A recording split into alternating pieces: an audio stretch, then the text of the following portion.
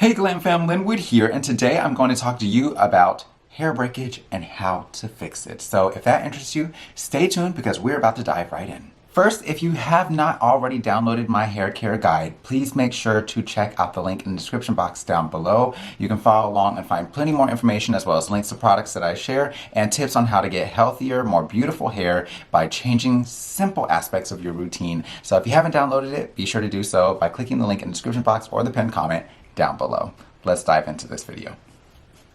So we're talking about hair breakage and how to fix it. But of course, the first issue is identifying whether or not you actually have breakage. Now, a lot of times I notice people tend to think that their hair is doing some massive degree of breaking or it's really unhealthy because they're seeing shedding. It's important to note that your hair sheds up to 100 strands of hair a day. Now, if you have curly, coily, or kinky hair, or if your hair has been braids or protective style for a while, I need you to keep in mind that that hair is not being regularly manipulated like straight hair for that excess hair to be able to easily slide out of the head of hair, which means instead of it falling off onto your shoulders or getting on the couch, the floor, or whatever, it stays in this head of hair. So then when we start manipulating for shampoo days or when you're taking down your braids and you're going through it, it can sometimes look like you're losing a massive amount of hair. So usually when you see shedding is typically pretty normal, and in most instances it's not something to worry about provided that you're not having any hormonal changes. Now, shedding is typically going to be indicated by longer strands of hair, and usually there's going to be a little white bulb on the end of that strand of hair. Typically, if you see this, it's going to be standard shedding. It just means that that individual strand has met the end of its lifespan, and your hair is now going to start producing, or the follicle will now start producing another hair in its place. Sometimes it means that new hair has pushed the old hair out of the way. So seeing shedding is not always a bad thing. And this gradual shedding is what causes your texture, your color, things like that to your hair to be able to gradually change over time. So no major worries there. Unless you're noticing visible differences in density, then that's a whole separate issue. By the way, I do have a full playlist of hair loss, alopecia, breakage, all that if you need more information in that area.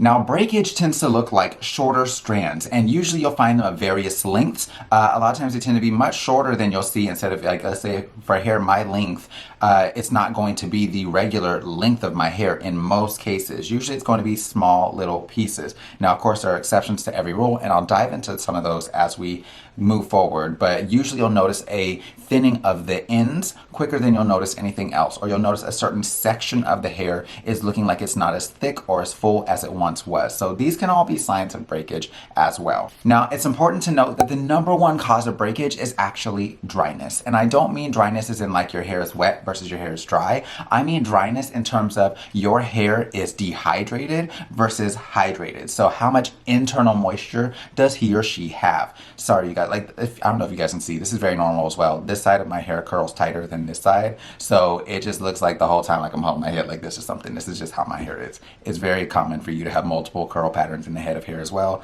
If you need to see a video on hair typing, I will link that in the eye in the top right corner, and I'll also be sure to put it down in the description box below. So in order to identify what type of breakage that you're having, it's important to first be able to identify whether or not your hair is dry. Now, one thing I notice, especially when people have curly hair, is they tend to feel for dryness like this. Like this, you're feeling nothing but the ends of hair. So a lot of times your whole head of hair can feel dry when you're touching the hair like that. If your hair is curly, afro textured, kinky, coily, anything along those lines where it's defying gravity, I want you to keep in mind when you run over the surface, you're typically rubbing the ends, which is the oldest, most abused portions of the hair. It's almost always going to feel dry that way. So when you want to feel for dryness, you want to take a section of your hair, pull it out from the head like this, and slide your fingers down the shaft of the hair from the base all the way down to the tip. This will allow you to feel for differences in moisture. That way you're able to more easily identify what is going on in the hair, because then I can tell, okay, somewhere in the mid shaft, the texture began to change. It began to feel more rough, things like that. It's an excellent way to be able to check for your moisture balance while your hair is dry, as in not wet, not dry as in dehydrated. This is to find out if it's dehydrated. Okay, so when your hair is wet, you can usually tell as well. Typically, if you're lacking moisture balance, when your hair is wet, your hair is going to feel really rough. It's prone to tangling, and it doesn't give much stretch. So a lot of times you'll pull on it either when it's wet or when it's dry, and it stretches very little before it breaks right off. If you're noticing that, that's typically a sign that your hair is in fact rather dry. So how do we combat it? In order to combat it, I want to give you guys some general tips to fight breakage by increasing your moisture balance. Now, I see so many people want to do so much investing in their hair routine, and I see them doing it in so many different areas. A lot of times I'll see it in bundles, I'll see it in extensions, I'll see it in gels, all sorts of things. But the number one place that you want to invest if you're looking to get healthier hair is usually in your shampoo and conditioner. So I'll tell you guys now, the worst thing about extremely cheap shampoos is that they're very alkaline. That means their pH balance is rather high. Honestly, your hair is between 4.5 to 5.5 on the pH scale. That makes it acidic. So anytime that you're putting on something that is high alkaline, it blasts the cuticles open. And if those cuticles are wide open, I want you to think of it like a door or passageway. We're allowing things to escape. We need things of a lower pH balance to close and lock in those moisturizing emollients. So I want you to think of it like if you were to have blinds. If they're closed, light cannot escape. You open those blinds, light can escape, light can come in. So if you want to lock in moisture, you gotta close the blinds, right? So you wanna use something that's pH balanced for the hair, and it is high quality. So if you're going to invest anywhere in your regimen, anywhere in your routine, shampoo and conditioner is usually the place to do it. That being said, my favorite shampoo and conditioner is the Giovanni Ultra Moist 2 Chic line in terms of over-the-counter products. I like them because they are a nice mid-level price. They're not overly priced in terms of all of that, and they're made with more quality ingredients. There are some silicones in there, but if you've been on this channel any amount of time, I'm not opposed to silicones at all, as long as you're properly caring for the hair. Silicone is not a bad thing. Silicone gets a very bad rap in our industry though. So investing in quality shampoo and conditioner allows you to have more smoothness. It allows you to impart more moisture or more protein into the hair, whatever is needed. And it allows you to ensure that you're not blasting your cuticles wide open when it's not necessary, especially if you're trying to get moisture in. You want to get the moisture in and then lock the door. We don't want to let the moisture escape back out. So it's important that we're using quality products for that. Now, Giovanni's 2 Chic Ultra Moist line also does have a moisture mask that is available if you're looking to do deep conditioning and you need to increase your moisture balance that way. So that is an option also.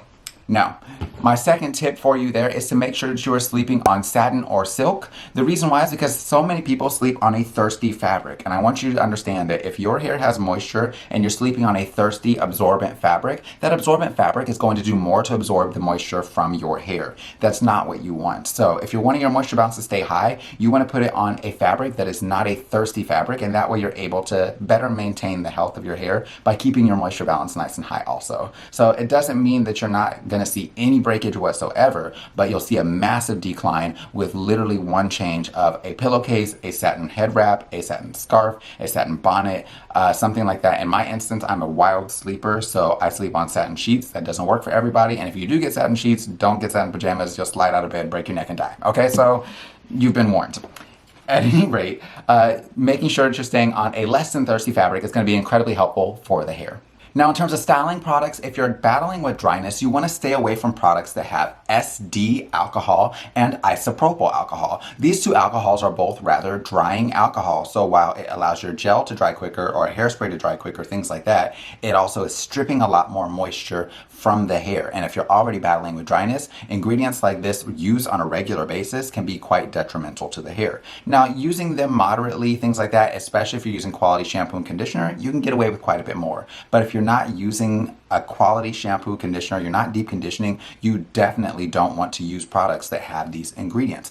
It's further drying the hair out. Now, if you see that it has cetyl or ceryl alcohol, those are fine. Those are either emulsifiers, which are meant to hold together the oils and the liquids in the product, or they are typically used as a moisturizing alcohol. I know a lot of people don't even think that alcohol can be moisturizing, but certain ones are, just not SD isopropyl. Okay, so let's move on. Now, if you're struggling with dryness especially, I would highly recommend that you minimize the amount of direct heat that you use on your hair. I see so many people that are either blow drying their hair every day, flat ironing their hair every day, or putting heat on their hair every day. So that a lot of times you have to keep in mind, you are literally putting heat on there and drying that hair with the heat. You're burning out moisture. You're seeing steam come up off of the hair. That is moisture escaping from the hair. So typically, if you're struggling with moisture and you're putting heat on every single day, day, we want to try to find more ways to either conserve on heat or to prevent you from putting heat on your hair altogether. So opting for more heat-free styles or finding out how you can better maintain the styles that you have. Let's say if you flat iron your hair once a week, wrapping your hair in between flat ironings makes it to where you're not having to get up and spot touch and flat iron the front all over again, all that type of stuff. It allows you to keep your style a bit longer. If you curled it, then you can go ahead and pin curl that hair. You can put it on some sort of like satin band, something like that, where you're wrapping it around the head and putting it on there. So you've got a few different options for that. You can do braid outs, you can do twist outs, you can do updos, you can do a number of different things, but I would not recommend putting heat on your hair every single day. At the same time, always make sure that if you are using heat, that you're using a heat that is for your pattern or your type of hair. That being said, if you have fine hair, as in the diameter of the strands are smaller, you want to use a lesser heat. So usually what I tell people, because a lot of people don't know whether they have fine, medium, or coarse hair, is to start with a low temperature and work your way up until you begin to see results. Once you see that, that is your temperature. Stick to it. You don't need to be blasting it with 450 degrees of heat. You don't even bake cookies at that temperature. You don't even bake lasagna at that temperature. Child, you trying to lose your entire head of hair. Calm it down. Now, all of that being said, if you would like to learn more about hair texture, I'll link down below in the description box. Of course, I do also have information on that in my hair care guide, so if you haven't downloaded that, what are you waiting for? Download it. So it is completely free.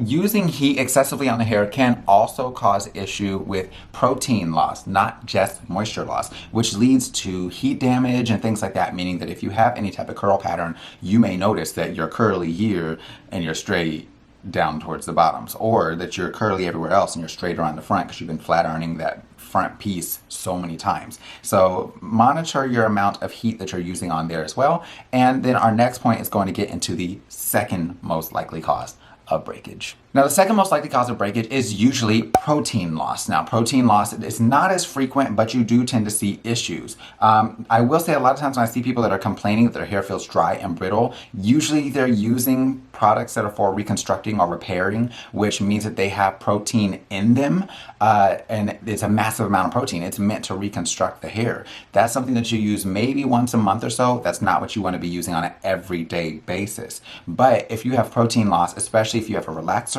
if you have a perm, if you have bleach, or if you use excessive amounts of heat, you can see massive degrees of breakage, shedding, ripping of that hair where it feels very soft, very mushy, things like that, because the protein balance is not high enough. So in conjunction with using quality moisturizing products like the Giovanni Ultra Moist Too Chic, or even one of my other favorites, Formeezy's Color Lover Moisture Rich Mask. This stuff is super thick, rich, and creamy. It's amazing.